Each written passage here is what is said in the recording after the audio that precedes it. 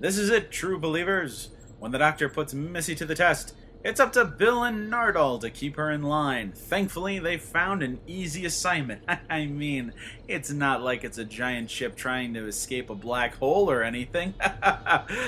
or that time moves differently from the front of the ship to the back. I mean, that would just be a terrible happenstance, you know? If someone on the show, and I don't know, let's just say Bill for the sake of argument, were to be shot through the chest with a blaster and killed. I mean, that would be terrible. That would be horrible. That would...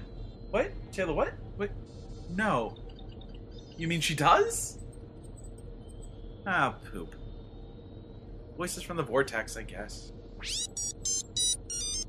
Broadcast amplitude at maximum capacity. Transmitting through time and space in 3, 2, 1. Welcome to the Vortex.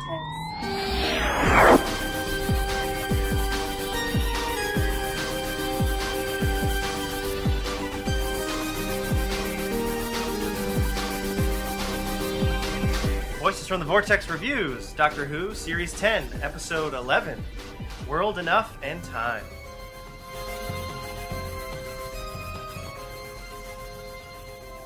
Really? That's the title? Okay. Hey, everybody! How's it going? Hey, guys! Hey, this is Taylor. And once again today, this is Matt. And we're in the same room! Woo! Together again. Hey, it's great to be together again. And that's all we can sing, because we don't have the rights. Anyways. Wow! So, welcome to another exciting episode of Voices from the Vortex. Another thrilling adventure of Voices from the Vortex. Yes! And we're here to talk about World Enough and Time.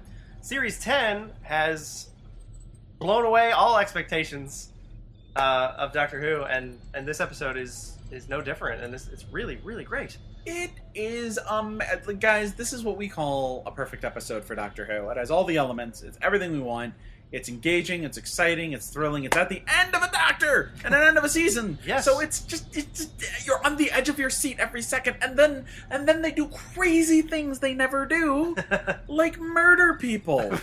So we'll talk about that too. But right. No, this is absolutely one of the best. And yes. If you are listening, obviously if you're listening to this, you've watched it, you already know.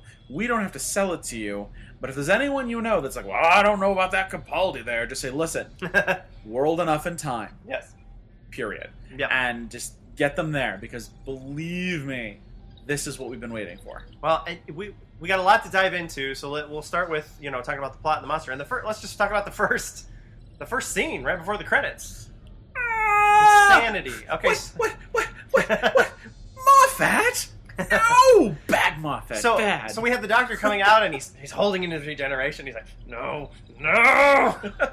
Which is hilarious, because it's David Tennant's like, I don't want to go. And it's so Capaldi. It's so Capaldi to be like, no. It's like he's holding in a poop, and he doesn't want to go poop. That's exactly what it is. That's exactly what it is. I'm going to do the next season without pooping. Come on. Not in front of everyone.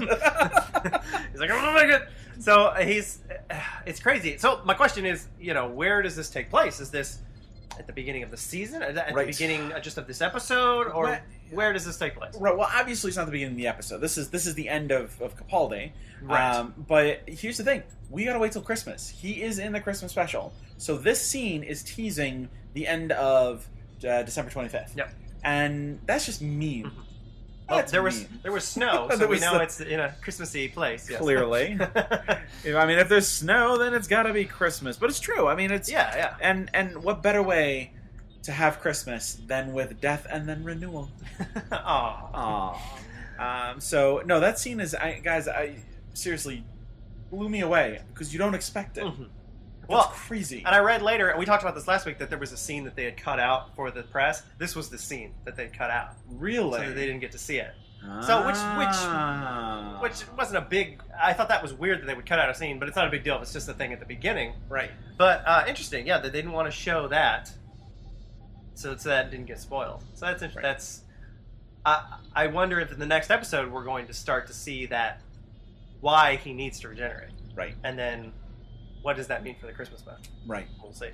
So, with the plot that we had for this story, obviously there's a lot of stuff that happened in a very short amount of time. Right. The biggest being, first off, it's a ship close to a black hole. So we get to start doing cool stuff with science and time. Yes. The closer you are to a black hole, Real science. slower time moves, the more time you experience Mm-hmm. in a shorter period of time.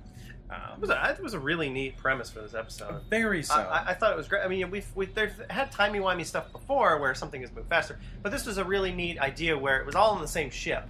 And because the ship was so huge, you had what was happening, and they did it really well where they cut back and forth between the two scenes, which is what I really loved.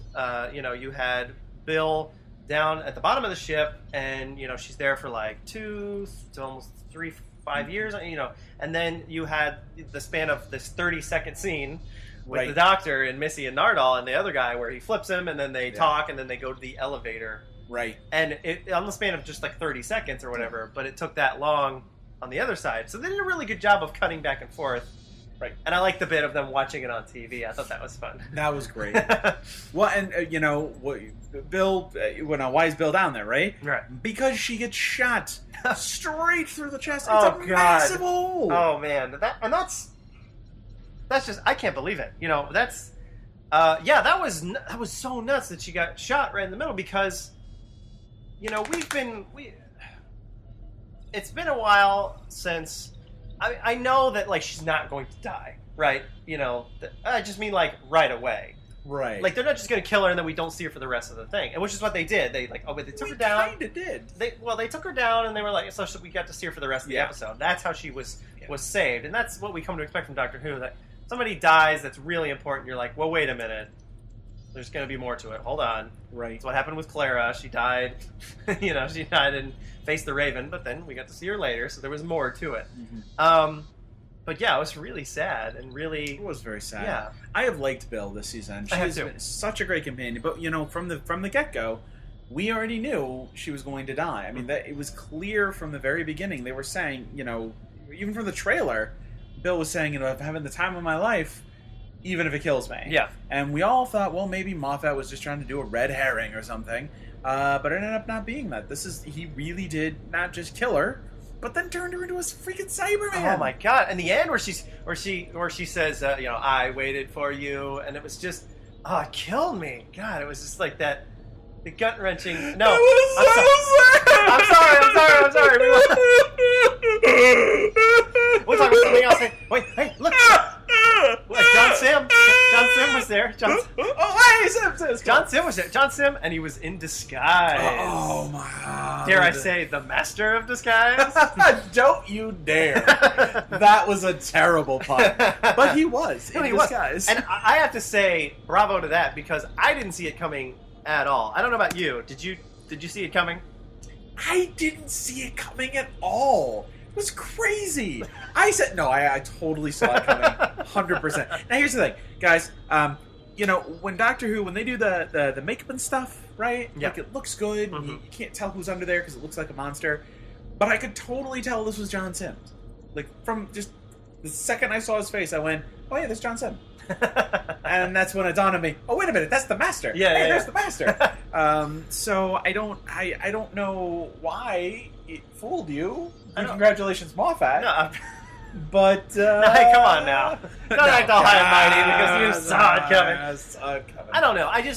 I wasn't expecting it. Yeah. And it took me till right up until when he snuck into the room where Missy was working on the computer, and he came in and he talked to her, and as he started talking and I was like, what's going on? And then I saw, wait a minute. And then that's where it hit me. So it wasn't right up until he pulled the thing off his face, but it was for the majority of the episode when he was talking to Bill, I had no idea. So I think that's a bravo to John Sim. He gave a really great performance there. It was right up until when he pulled off the mask. No, it wasn't. I swear. It was right up until he pulled off the mask. Okay, it was. I see it in your eyes. It was close. Okay. No, it was a really good job, and it was a good fake out. And the Master's done this before. Yeah, that's what I was gonna say. It's great because it's a callback. Now you've got Delgado, who would just put on a jacket and a hat, and then nobody would know that it was the electrician was actually your psychopathic master. But who is this mysterious man? But no, then you had Anthony Ailes did it with the very first very first Peter Davidson story, Castrovalva, where after trying to kill the Doctor, sending him into the Big Bang and it didn't work, and then sending him to the Big Bang Theory, and the show didn't want him there, so it didn't work. No, he sets up a trap within a trap in Castrovalva, right? And he portrays himself as the Portreeve, an old man who's kindly and trying to tell him how to live his life and get out of the Castrovalva.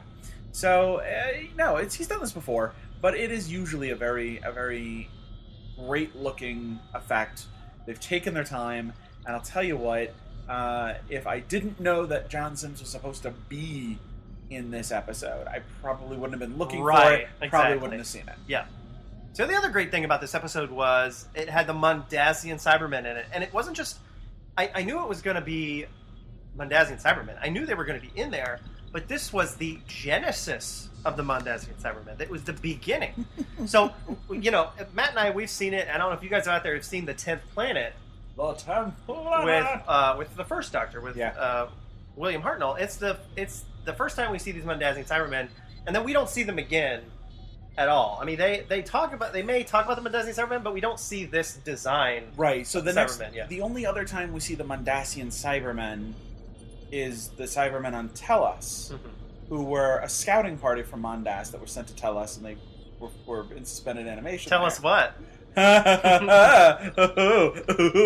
About one of the greatest Cybermen episodes in the history of mankind. Wait, who were the Cybermen in the Invasion? Weren't those all the same Cybermen? I don't know. Well, I mean, I guess. Let me rephrase this. You don't see them in New Who again, because I think you don't see them. Well, yeah. So I think in New Who they're all like new reiterations of Cybermen, right? That just like this process. Oh, they're at it again. Like, it pops up again. Except, wasn't that the point of Nightmare and Silver?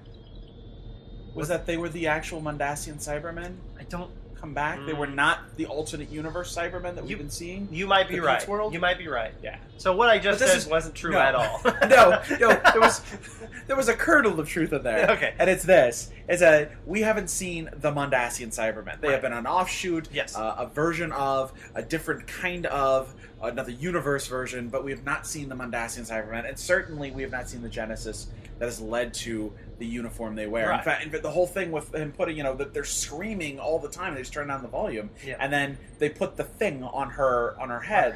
The guy, says, well, let's stop it from hurting. No, but you won't care. Yeah. That piece when she and gets her in the full suit she is the first Mondasian Cyberman. Right. Yeah. She's not even from Mondas. That's crazy. That's, what? In a man's world of Mondas, she broke the glass ceiling. You're right. That's amazing. Seriously.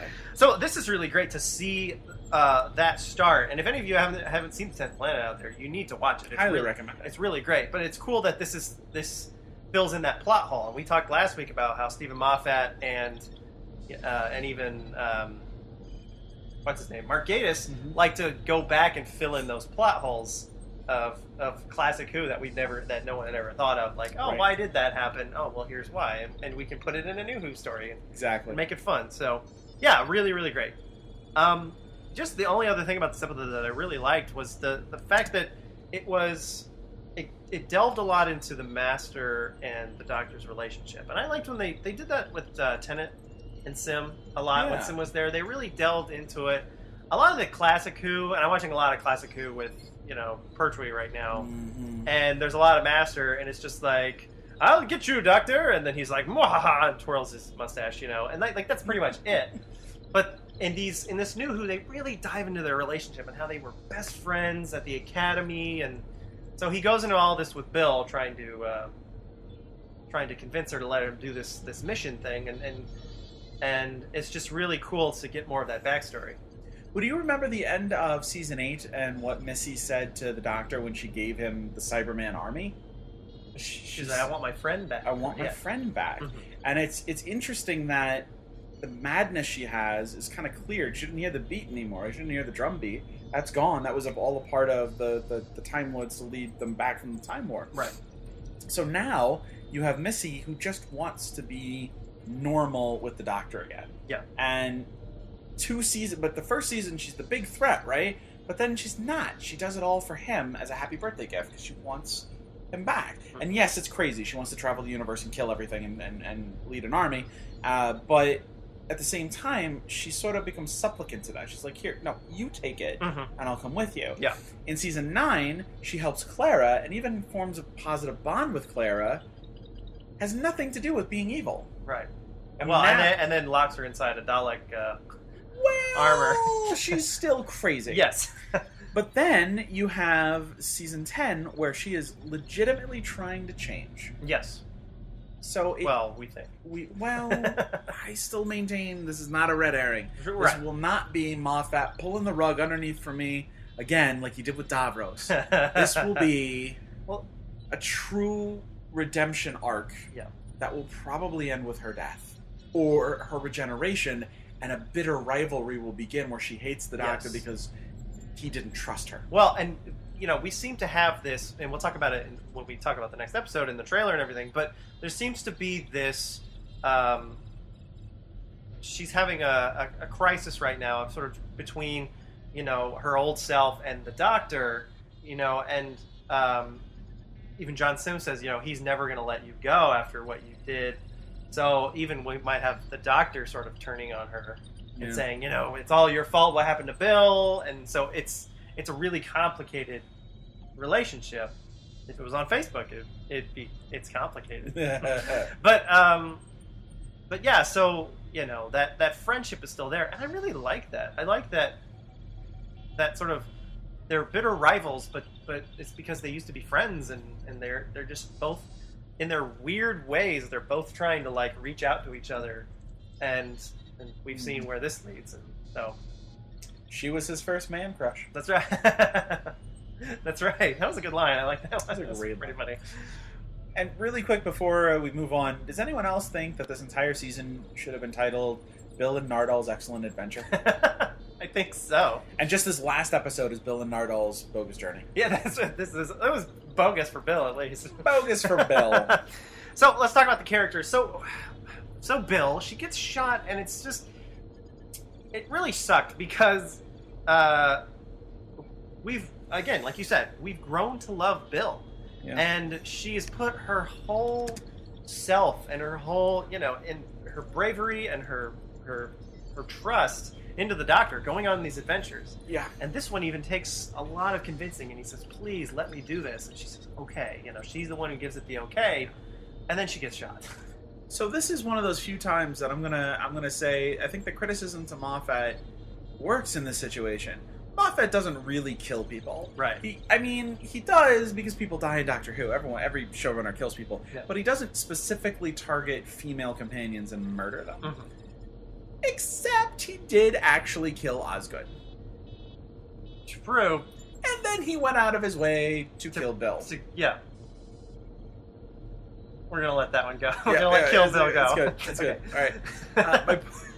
My point is, he really does, when he has it out for someone, when he designs a character to die, he does it in a way that it's someone you like. Mm-hmm. Someone you didn't want to see go that way. Someone you really will feel it. Yeah. The pawns leave and they die, but they die of old age. We've talked about this before. Clara dies, but she doesn't really die. She's off traveling the universe, whatever. Yeah.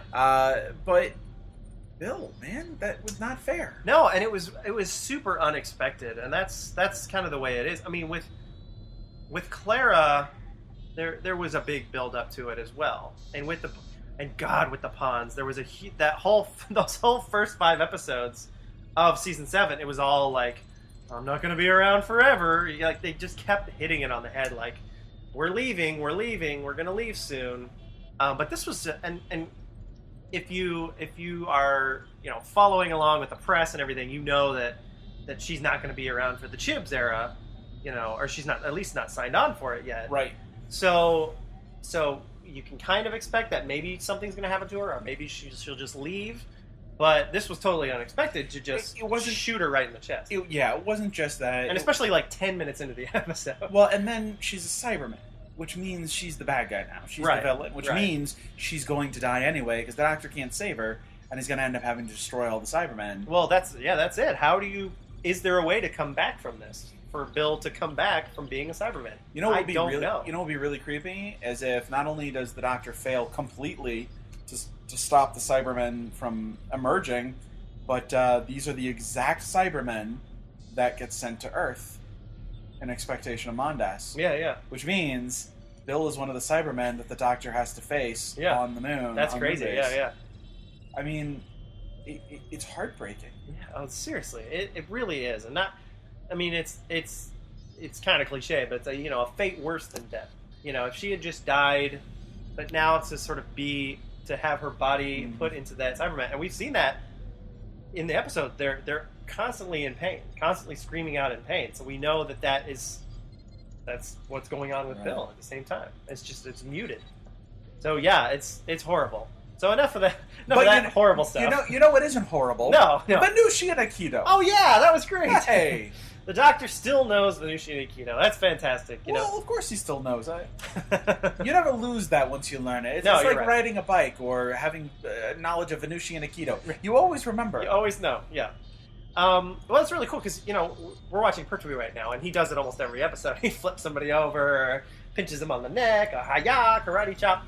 But, in New Who, we don't see that. The Doctor doesn't really, except for maybe a punch or two here and there, we never really see that. And I mean, the only thing I can think of is like Eccleston, after he thought Rose had died in the last episode, he kind of roughs up a guard at one point when they escape. And that's really the only time I ever see the Doctor hitting somebody or doing something like that. You know what I mean? Did he rough up a guard, or did Jack rough up a guard? Well, Jack... When they were trying to escape. They both did, I think. I remember him pushing somebody or something, I think, but... Remember. But that was, Rose had died. He was just so, he didn't care anymore at that point. Yeah. But yeah, this is great to see Venusian and Aikido. And I love the line that Nardole, he's like, don't you need 4 arms for Venusian and Aikido? And the Doctor's like, hey, I have some hidden skills and some hidden arms, too. Where does he hide them? In the eyebrows. That's right. Oh my god, the eyebrows are a part of the Venusian Aikido. Oh my god. Eyebrow kung fu. This episode is great. We get Missy, who... Okay, so here's the thing about the Master and Missy. One might wonder, Yes. as I know you often do, I do. how exactly can Missy not remember this? That's exactly what I was going to ask. I know it was, and I'll tell you something.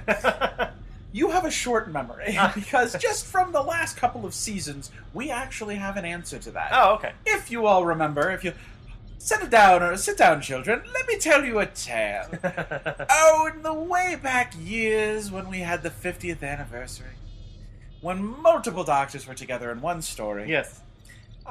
They even said it there. Tennant says it to Smith. He goes, okay, well, you're me. You've lived through this. What happens next? And Smith goes, I don't know. I don't remember. That's how it works. So what you're saying is if there are 2 of the same person Yeah. in the same timeline, they cannot retain what has happened.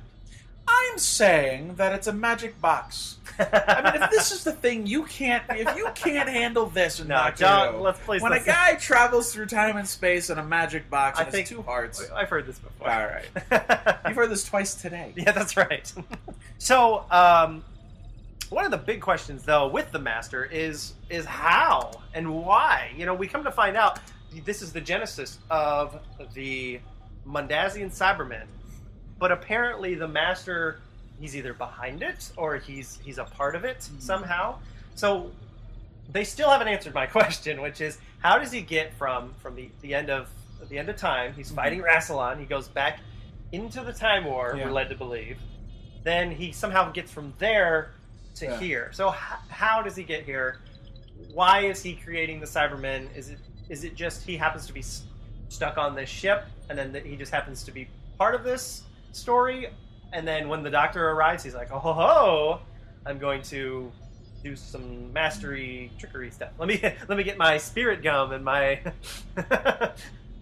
my rubber mask, and let me put it on. So how? Well, how did he get from there to here? Yeah, by taxi. That's right. Space taxi. Why did he do it? Funny. I'm not really asking you. Because if he took a plane, that would be silly. He has to take a taxi together. That's why. No, that's a very good question. I'm hoping we get the answer. Here's the thing: they haven't answered it yet. No. And Moffat, I know you're listening, so listen carefully. All right. If we find out that somehow Prisoner Zero is not an in-between regeneration, or an after Missy regeneration, I'm going to come to your door. I'm going to knock on it, and when you answer that door, right. I'm going to probably sit down with you and talk to you about subtlety, and also answering questions that you really need to. I'm going to talk to you about leaving plot threads, and I'm going to tell you that America's very disappointed. So he's like, but I write for a British show. Why should I care what? No, I'm just kidding. And I'm Scottish. So, no, but I want to know, and you're right. I want to know the regeneration story, and even if it's just a couple of lines, I just want to know. Just let me know. We don't need a full-on flashback to the regeneration. Although that would be great. I just want to know. Why didn't the Doctor just ask somebody? He was physically there on Gallifrey. I know he had his hands full. I know he was trying to save Clara. But you didn't think that at one point in time he could have said, by the way, real quick, yeah. What happened to the Master? Yeah, how did he escape? Did he? I faced him a couple. What did you guys do? Yeah. What did you do? I mean, that would have been, considering that the Master, as Missy, murdered Danny Pink. Yeah. Put him in a Cyberman suit. And was generally a jerk to everybody and everything. I would ask the question to the people who were supposed to be watching him. Right. So, I don't know. That's a very good question. I want to know what happened. You're right. And I think we're going to get that. I really do. I think we're going to get an explanation. Yeah. But I sincerely, honestly, I think we're going to see Missy having truly transformed. Well, and we'll get to the season arc here. There, and that's what this is about. It's about this oath that the Doctor took, and it's about Missy turning good. Is she going to turn good? Is this real? What does John Sims' presence mean now that he's there? It's funny because it's just like, it's totally symbolic. She's literally fighting with herself, struggling with, going back to her old ways, and a physical reminder of her old ways are right there in front of her. Or going with the Doctor, which you kind of see in the trailer a little bit, that back and forth. Right, we call that the Time Lord two-step. It's where you argue with yourself. Oh, you redecorated. I don't like it. 2 hearts, 2 steps. Well, and the question really is, did she really turn bad, though? Well, and I was really, at the end of the episode, she kind of comes in, and I thought, wait, did she just instantly turn bad? By meeting with John Sim? What did he say to her that we didn't see or something? Because she walks in, stands right next to converted Bill and says like, hey there, Doctor. I don't remember exactly what she said, but it wasn't. So your default phrase for Michelle Gomez's Missy was, hello, Doctor. But it wasn't, oh my God, I'm so sorry for what just happened to Bill. What? No. Oh my God, Doctor, look who it is. This is insane. Look who showed up out of nowhere bringing a fruitcake. Yeah. I don't think she'd be like that. I don't think she turned bad. Right. I think she was posing for the trailer. I think they had her have a really good poster. They needed a good poster. For the poster. No, I don't think she's bad. Actually, quite the opposite. I think she's just reveling in her madness. Because remember when she first arrives and the alarms start going off and she's dancing to it. You're like, oh, hey, what a good beat. She wasn't bad then. Right. She was still doing good things, being a good guy. She just couldn't help herself but give into a little bit of that madness. I think this is her way of saying, hey, sexy silver fox, look what I found. Oh yeah. Yeah, this is Cyberman here, isn't it? Oh yeah, stuff's gonna go down now. Right. We saw for the first 10 minutes she does not take any of this seriously. She really doesn't. Even when she should be. And maybe that's a clue. That's... And you're right, that's the thing. She's bananas. So bananas. She's got that problem going for her. So if we jump into the production section of our podcast, we're going to talk about the production, and it was all fantastic. I didn't have any problem with it at all. Yeah, and I suddenly understand. I know exactly where the CGI budget from Knock Knock and Smile went. That's right, yeah. It's if it had to go somewhere, I'm glad it was here. Yes. It's all right. You can put it at the end of the season to make it back. The ship was good, the makeup was good, the Cybermen were creepy. Super creepy. And we've been talking about the 10th Planet a lot, because when those came out, I've heard people say, oh, yeah, it was creepy to watch. And when we watched it was a little creepy, but mostly it was funny. Like, we laughed a lot at it, about how cheesy it was and how... Yeah. and You feel bad about yourself for that now, don't you? yeah, I do a little.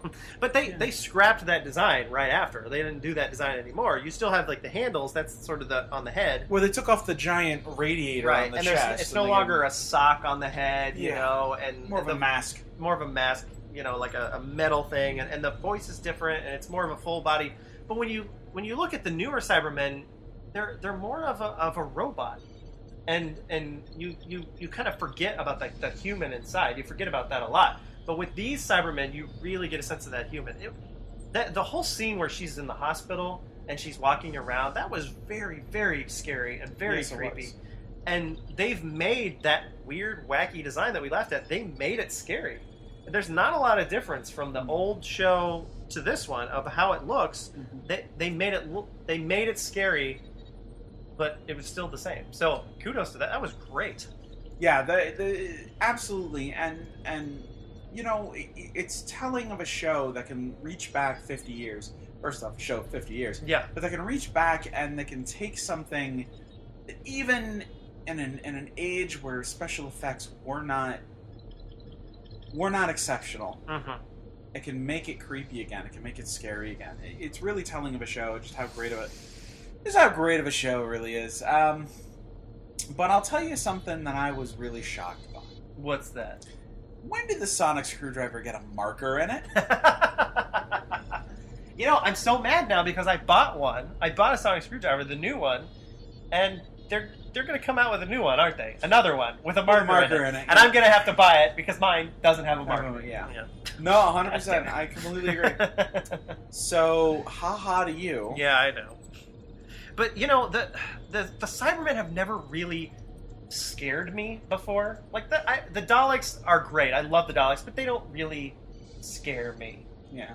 But the Cybermen, they haven't really scared me either, except for maybe a few moments. And it's those moments that remind you that the Cybermen aren't just like they're not just a monster. They're not just a robot. It's a body horror type of monster. It's that's kind of scary. Yeah, there's a person in there. There was one moment with David Tennant where he opened one up and he reached in and there were like nerves and stuff in there. That was one moment that was kind of like, ooh, that's really creepy. And then with Danny Pink in Series 9, where he takes the mask off and you see the bolts in his face. Oh, the skin is stretched. Yes, the skin is stretching because of the bolts, and you realize that the body horror that's going on. And then this episode, you really get the reasoning behind the whole armor. They talk about how it gets rid of the emotions, but no, when the doctor says, and you said it earlier, when the doctor says, we're putting this on, not the doctor, but the surgeon, he puts the thing on her head and says, it won't stop the pain, but it'll stop you from caring about it. Yeah. And that is where it's just creepy and really deeply disturbing. And they did a really good job of actually making the Cybermen how scary they should be. I agree. Yeah. No, 100%. And, you know, again, it's hard to make something campy and silly be scary, but they've done it. And that's, I don't know, you guys if you ever ask us, why do we love the show so much? And it's because we're constantly amazed at what they're capable of doing, you know, with a very, not a limited budget, but with a very limited design. Yeah. Those are not creepy designs. If they ever bring back anything classic, they have to stay kind of true to the design. They can update it a little, but the point is to stay true to the design, so they have to finagle that somehow. They have to work with it. We're continuity nerds, so anytime we can see something from the old show, that's always happy. That's fun. I did like the music, by the way. I want to talk about this for a second. First off, guys, the Gallifreyan music that was playing when the Doctor was trying to convince Bill to go along with Missy. It's that Gallifrey Our Home music. Whenever you hear David Tennant talk about Gallifrey, which was beautiful. God, I love that piece of music. And then there was the Crazy Master theme. So it's the da da da da da da da da. Oh yeah, which is the drum beat. Suite, the drum beat in the head. Yeah. It's that suite for the Master, and it was changed. It was subtle at first, but it was bleeding into the whole episode. And then by the time he reveals himself, when he pulled it off, it was da da da da da da da da. Oh yes, perfect. Everything right there clicked. So we're only going to do a few of these. Just because there's a lot to talk about. And honestly, the whole first like 20 minutes of this episode Yeah. was quotable. Yeah, favorite moments and quotes. It's the whole thing. It's the whole thing. The first 10 minutes was so meta, and that's what I really loved about it. I thought it was so great. The first 10 minutes. The whole bit about Doctor Who is his real name. Right. And then he just goes with it at the end. He goes, "Oh, I like it. I end up liking it." I loved. Well, Missy has a million quotes. I love when she says, "Now don't be a bitch." Yeah, that was great. That was so great, and I was almost like, "Is that what she really said?" Yep. But she did. That's what she said. One of my favorite bits of the whole thing, and because it's so funny because that's what we talk about all the time, is she goes, "These are my two companions, exposition and comic relief." Bill exposition, Nardole comic relief, and that's what they are, and that's what we've been talking about. It's extremely meta, And it is so. Oh my god, Stephen Moffat was really getting his digs in to Doctor Who, his own show. Yeah, Right. really, he felt he was just sticking it to his own show, which is great. I love the Master had a great line when he's wearing the mask, and then Bill says, "You have a thief's mask." He says, "They don't let anyone wear a mask like this." I'm like, that's such a Time Lord thing to say. Yeah. For me, one of my favorites was just the Doctor at the beginning when Missy's doing the whole thing, and he's in there, he's eating chips. And she's like, "Don't eat chips while I'm on my mission." He's like, I'm not. Sorry. I can't. I don't want to do too many here because the whole episode is quotable for me. Yeah. And everything Nardole says in this is a hit. Almost everything Missy says in this is a hit. Her dancing to the music was absolutely genius. And I wonder how much of that's Michelle Gomez. I wonder how much of that her did they just say, "Just go wild"? Right. Say things. Yes. And Just see start what sticks. speaking. Just start speaking. I loved the Doctor just going when he's in the ship and he's watching them, and he just goes, "Nardole, do something not annoying," and Nardole just goes, "On it." So good. I sincerely, and it's sad because Nardole will probably leave when we get to the next one. That's sad too. Yeah. It is sad, but I would like to see. God, there's going to be no continuity over to the next show or to the next showrunner, and I get it because there wasn't for Matt Smith, but you almost kind of wish there was. Mm-hmm. You almost kind of wish that Chibnall had sat down with Moffat about this season and said, "Let me write, put this character in there, put these little plot seeds in there for me, Right. so when we get to my stuff, I can pull on that on the first episode." Has he written any of the episodes of Doctor? Chibnall? Yeah. Before? Yeah. Previously? Yes. Yes. Oh, okay. Lots of them. Which one? All sorts of them. In fact, in season 7, the first 5 of season 7, you wrote 2 of them. Oh, okay. Power of 3 and Dinosaurs on a Spaceship. Oh, okay. I love dinosaurs on a spaceship. I On a love spaceship. On a We haven't heard that one in a while. On a spaceship. Okay. Well, there you go. I thought maybe he had, but I hadn't. No, you're fine. I'll tell you what. So that's good that he's got some understanding. Right. Yeah. And while you cleverly engage the audience, I'm going to look this up on Wiki, which ones he's done. Sure. Well, here's what I'll do. I'll give you my final thoughts for the episode. God, this episode was... My heart was racing from start to finish. It was, first of all, the first 10 minutes, first 10, 15 minutes, some of the funniest stuff I've ever seen on Doctor Who. I was laughing so hard. And then the middle, it was frustrating, but in a good way. It was like, come on, why are they... I understand why they're moving so slow, but it's like, they get down there, save Bill. Whoa, what are you gonna, what's gonna happen? Right. And then the end, and just my jaw dropped at the end, and I'm just sitting there while the credits go, just mouth agape, just like, what's, how are they gonna get out of this? That's usually, if an episode ends with me going, how in the freak are they gonna get out of this? That's a good episode. That's a good cliffhanger. So, fantastic. 10 out of 10 for me, really. I loved it. Loved it. All right, my final thoughts on this. Yeah, it was good. A stunning show of...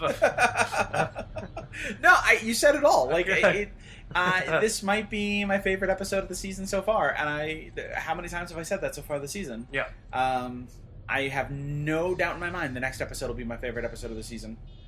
because it's the finale. You know, it's the end. It was absolutely everything I wanted for the beginning of the end of Capaldi. Yeah. That's what the season has been that. This episode was that. So. Calculating.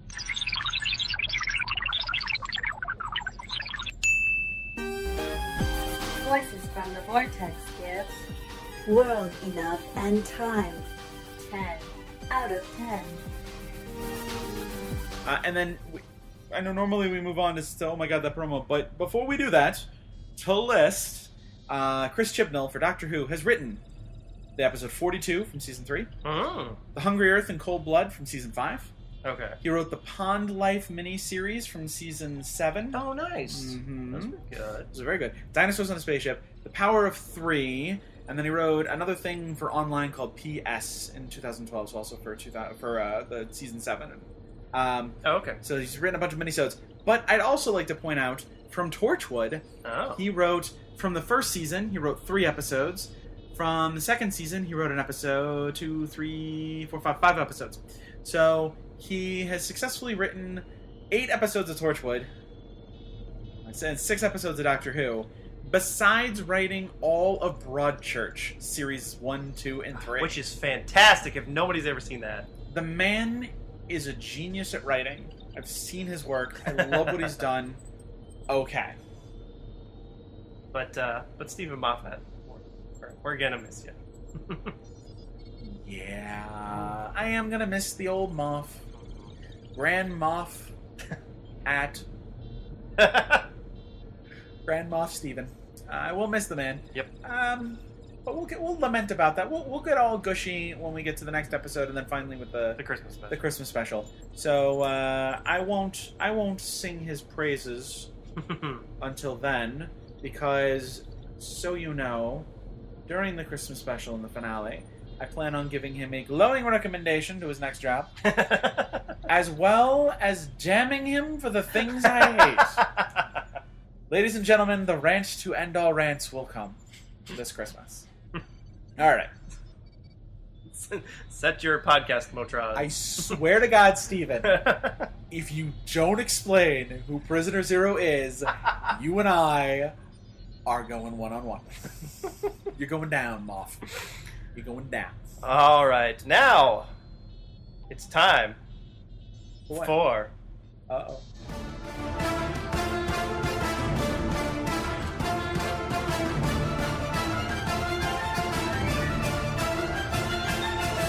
Oh my god, that promo. Oh my god, the promo. Oh my god, the promos. Yes, you're right. You're right. 2 trailers, ladies and germs. Amazing! Just, oh man, it looks nuts. So from what it looks like, and there was a sort of a drop-in line in the episode where John Sim talks about, you know, floor 504 or something like that, where something all started or something like that, right? So it looks like it's going to take place on that floor. The majority of this episode, they're going to go back to that, to where it all began, and maybe this will be sort of a retcon of all the events that have just happened, the bill and all that stuff. Could be, yeah, maybe. Or yeah. This could be the thing that sends the Mondasian Cybermen back to Mondas, and subsequently flinging their planet back towards the Earth. Which is what happened in the 10th planet. In the 10th planet, yeah. Mondas was approaching Earth. Yes. So this could be the events that do that, the events that are caused. It says the Doctor falls. So what if there's a giant hole through all of the decks, and he just falls for 100 years and hits the bottom and goes, ow! And then he gets in his TARDIS and he flies away and he lands on Christmas Day on an ice planet, and he goes, no! Because he just needs a Band-Aid. Yeah. He's like, no! I don't have any Neosporin! He lands on top of Nardal. Sure, yeah. Oh, Nardal! This promo looked great. Everything about Yes. it. I can't, and then we see a little bit of the regeneration. Sure, So, I mean, sure. And you have this whole thing about him and Missy, you know, are you with me or are you with him, or sort of thing. So Missy is torn. It looks like. Yeah, this trailer really makes it look that way, doesn't it? Mm-hmm. And then really no sign of Bill in this trailer, Or many signs of Bill. or she's in every frame. We don't know. So I like to think. Yes. She's Well, in- and that's the question, and we'll see it in the next episode. Does going to that floor, because the time moves slower there, can affecting those events affect the events of farther down on the ship? I don't think so. You don't think so? No. Okay. It could be the other way around. The events on the bottom floors affect what happens at the top floor. Because time is moving slower up top You're right. and faster on the bottom. So you're doing a whole bunch of stuff down here while you're still saying hello up here. Right. And if you do something down here that affects what happens up there, it'll happen Okay. up there. However, Wibbly wobbly, timey wimey. black hole, whack hole, that's not the same. Nobody says that. Okay. Oh my god! So yeah, the finale. It's coming, people. This series has been amazing. Yeah. And I can't wait to see how it ends. And I have no doubt it's going to be amazing. So, Yes. Join us here again Yes. next week. And hey, if you like us, and you should, then you should. You should go to our YouTube channel, which you're probably either watching it on this or on iTunes. Hey, subscribe to us on whatever you're at. Yeah. Like our videos on whatever you're at. Mhm. Go over to Facebook, like our Facebook page. Sure. Follow us on there because we talk Yeah. sometimes and we say hi. Yes. If you have any questions, send it to voicesfromthevortex@gmail.com. We'll get it. We'll answer. We got nothing else going on. Wow. That's not true. It's literally the exact opposite of that. But we'll make time for you We will, of course, answer. Yes. because we love you. And we know you love us. And we're not Cybermen. So don't be afraid. Yes, we have emotions. We have emotions. We're not screaming inside unless we're drinking. Yeah. So, anyway, guys, At thanks least for that's what I joining tell us. my therapist. Oh, man. This was a good time. Hey, thank you guys for joining us. Yes, thanks a and, lot. And remember, black hole, whack hole. Is not a thing people say. Good night, everybody. It's our new catchphrase.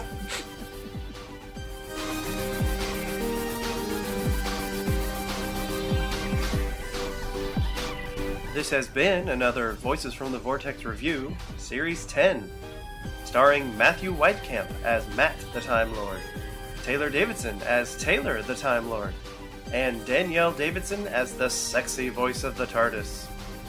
All views expressed are the opinions of the two dudes from Gallifrey, and as such should be taken extremely seriously. Follow Voices from the Vortex on all social media, including Facebook, Twitter, and YouTube. Subscribe to us on iTunes. If you have any questions regarding the podcast, please email us at voicesfromthevortex@gmail.com. Doctor Who and all related materials are copyright BBC, and no infringement of copyright is intended. It's heavily implied, but never intended. All material is fanfiction of a satirical nature. Please, Moffat, don't sue. We know you have a sense of humor. I mean, you did once write a Doctor Who episode with Mr. Bean. See you next time in the Vortex! Temporal flight engaged. Returning to the vortex. End of transmission. To the vortex!